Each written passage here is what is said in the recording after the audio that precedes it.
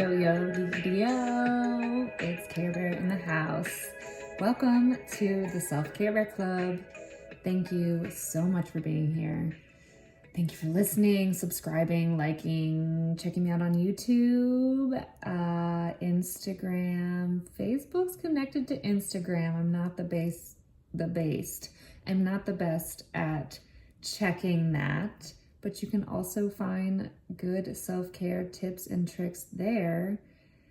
And wherever you get your podcast, wherever you're listening right now, thank you. Give it a thumbs up, a heart, a love, a review. Reach out to me, let you know. I'll let you know what we like to talk about, as I always do. Let me know what you would like to talk about. And today, let's get down to brass tacks here. Brass knuckles. We are talking about perfectionism. Perfectionism over peace? No, I've been totally doing the flippy floppy thing recently. Peace over perfection. Peace over perfection is what we're talking about, friends. This is a book. I have not read it, so I don't know if there's copyright laws about that, but maybe I'll just change the title before I post this. It is a book on Christianity. I just found out with a quick Google search, and I think I might read it. But it's all about once you become like this perfect ideological Christian, then you get stuck in this mindset where you have to be perfect, right? And we do this in all aspects of our lives, whether you're a mother, a father, a wife, a husband, a girlfriend, a boyfriend, a daughter, a son, a hairstylist, an Uber driver, an accountant, a doctor. I believe we all want to be the best deep down, right? And there's nothing wrong with that. That keeps us going, that keeps us growing, right? For sure, for sure. But on this path of spirituality, we don't have to bring religion into it. I only brought up that because, again, this is a book called Peace Over Perfectionism.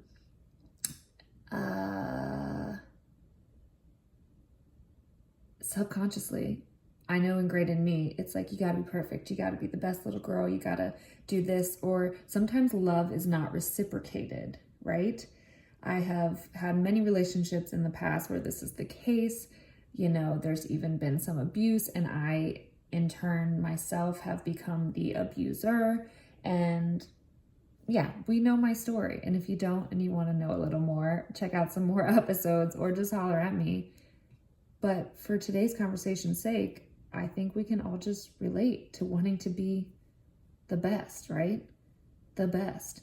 So I want to talk about this today specifically because I recently had an interaction. Well, I've had lots of interactions with different people where I'm just coming back into these relationships with a new sense of self and a new sense of communication. And I'm putting all these tools into practice, and I overcomplicate it sometimes. Most of the times I'm vibing, I'm chilling, it's going with the flow, it's all good. And then, you know, those pesky old patterns, routines, or something triggers you. And my instinct is to want everybody else around me to be perfect. And it's in turn telling me to turn inwards, and you know, I'm hard on myself, so I'm hard on everybody else. Not everybody has to be everything to you. Not everybody has to be everything to you. And I recently really had a day where it really hit me like a ton of bricks. I have a wonderful person in my life, and he's been in my life for quite some time. So we've been through ups, downs, all arounds, the craziest shit you can possibly think of. We've been through it, and it's amazing. It's beautiful and it's lovely, but we're to this new space where it's really all good. Like, we have grown so much individually, and we're learning to grow together, and it's been really magical. And so Shout out to Cubby here. He's amazing. He's amazing. And I'm going to start blushing. I'm blushing. But no buts. We realized, he's probably realized it for a long time, that I have impossible standards.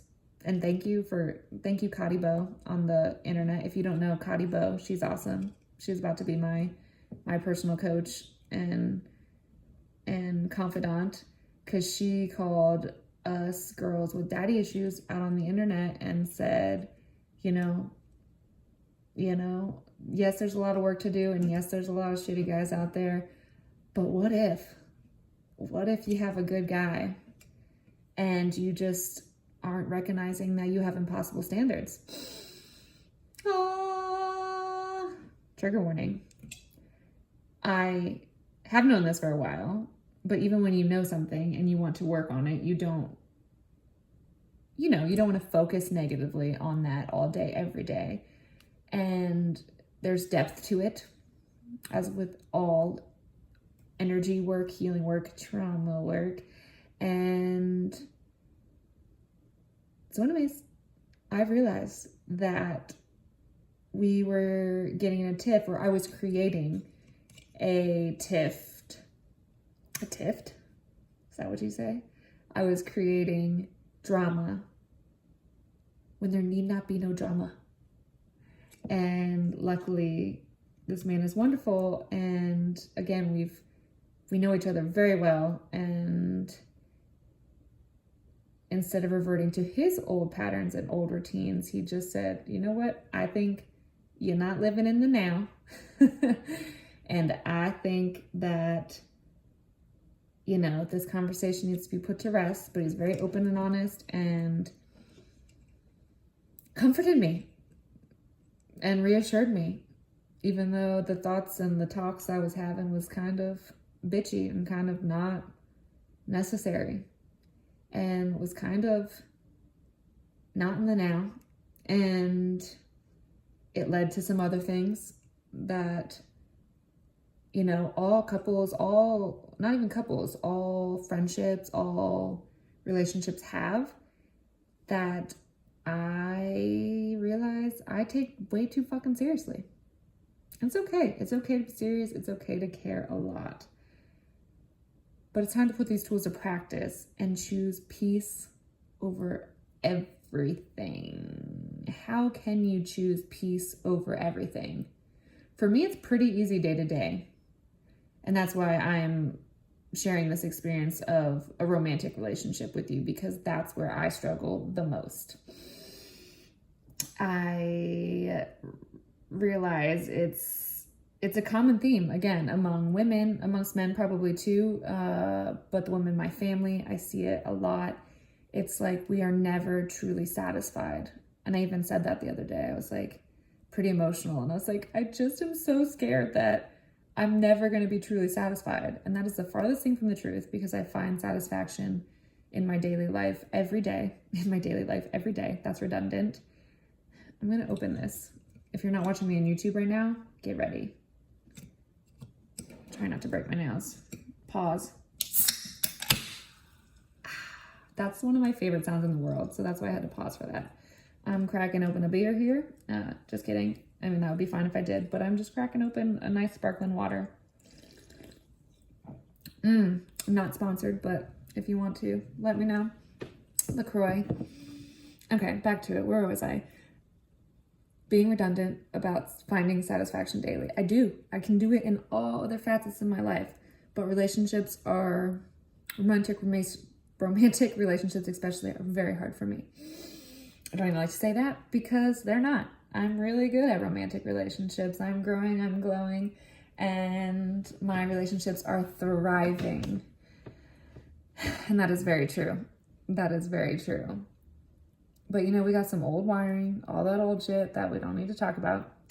And the first step to keeping your peace, as always, is turning within.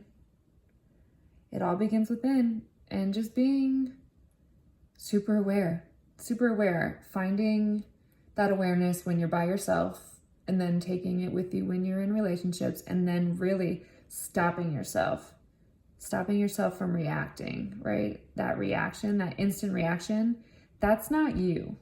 That's not you. That's programs, that's emotions, that's old stories, that's maybe old relationships. That's not you.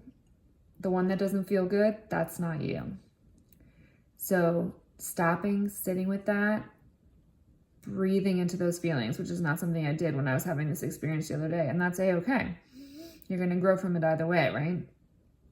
But if you can, in that moment, sit with the emotions that arrive, that perfectionism, that whatever it is, that disappointment that something isn't going your way, that you're not in control of everything, right? That you're not in control of something that somebody else does and or says. And try to really hear them. Try to really listen to them, right? I noticed that I was outsourcing. I've been in kind of this stubborn mood recently. I think we've talked about it on a couple episodes where I'm just like, I'm tired. I'm tired, y'all. I'm tired of doing the work. I'm tired of running into people out here not doing the work. I posted a meme on Instagram recently and it was, I don't know, it was so silly, but it was some badass chick and she was like, I'm tired of y'all. I'm gonna start traumatizing y'all back. Like, and it's so true because it's exhausting out here. But it's worth it because even when it's exhausting and you choose that lower vibe, it just comes back to you. You know how this works. Law of attraction. The law of attraction, that which unlike it to itself is drawn. Nope. I don't know why that's so hard. A magnet. Magnet. This is a magnet. If you're happy, happy. If you're sad, sad. If you're angry, angry. If you're full of peace, peace. So peace over everything. That's what I'll call this episode. Peace over everything. Peace is greater than everything. For why? For you. For your sake, for your happiness, for your joy, for your love, for your life, y'all. We're here for like 2 fucking seconds. I never remember that. That's not something I constantly think of, but I saw something on the internet again that was like, we are floating on a rock, rolling around in space, and we think we have all these fucking problems, and like, we are just miraculous. You're miraculous. You are a miracle. I am a miracle. So if we can just, again, return to our peace, our gratitude,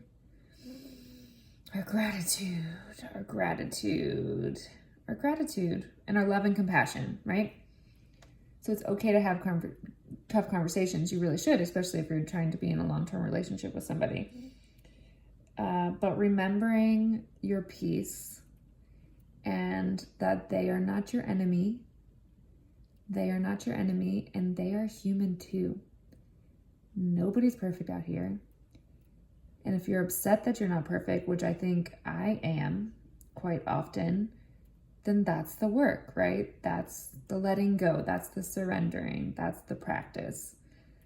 The peace is the practice, my friends. You got to accept. You got to allow. You got to let go. You got to forgive. You got to breathe. You got to find what works for you. There's a lot of tools out there. Get a coach. Do some somatic movements. Yeah. Say prayers, journal, all these simple things that you're like, I know, but like, how do I really do it? Well, you just continue showing up for yourself daily. You just continue doing it when you don't feel like doing it. At the very least, you can listen to this podcast and the universe literally goes nuts for that shit. Like, it's like, oh, hell yeah, you spent 10 minutes on your mind, on your body, on your soul. You dedicated time for you today. You're sending out vibes right there. And the more of those vibes you send out, again, law of attraction, momentum will pick up, and you'll just want peace all the time. And at first, when you don't feel that, you're going to be pissed. You're going to be like, disrupting my peace. These people, bitch, don't kill my vibe, right? Bitch, don't kill my vibe. But, no buts, but like eventually nobody can kill your vibe without your permission, right? You are the piece. You are the piece. You are the missing piece. You are the missing piece and you are already whole. So what gets your piece going? Do you like to garden? I met a lovely lady the other day and she was just full of service, gratitude, and gardening. Like, I can't remember her name, but shout out to this beautiful woman, because I almost left the Uber in tears because she just was radiating gratitude and she was talking some real shit. But you know when you're talking real shit and it doesn't feel negative because it's just like you can talk real shit without letting it bring you down? That's why we're here. And so anyways, she just radiated peace. She serves the people, right? She serves the people. But we had a whole conversation about how she had to move out of her kid's house because she needed also to return to herself so she could serve the people better. She was opening her home assisted living, I think is what it's called, private assisted living. She was opening her home to elders who needed her assistance, her compassion, her love, her care.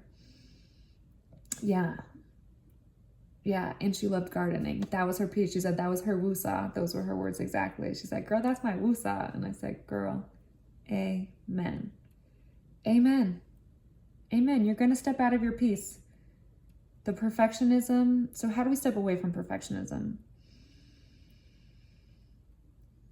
Maybe we just like knock it down. Maybe we dissect the word. Maybe we ask why. Why do we feel that way? Why do we feel that way? Did we have somebody in our family who, never gave us love unless we did X, Y, and Z? And then they probably still never gave it to you anyways. So maybe you write down, what is perfect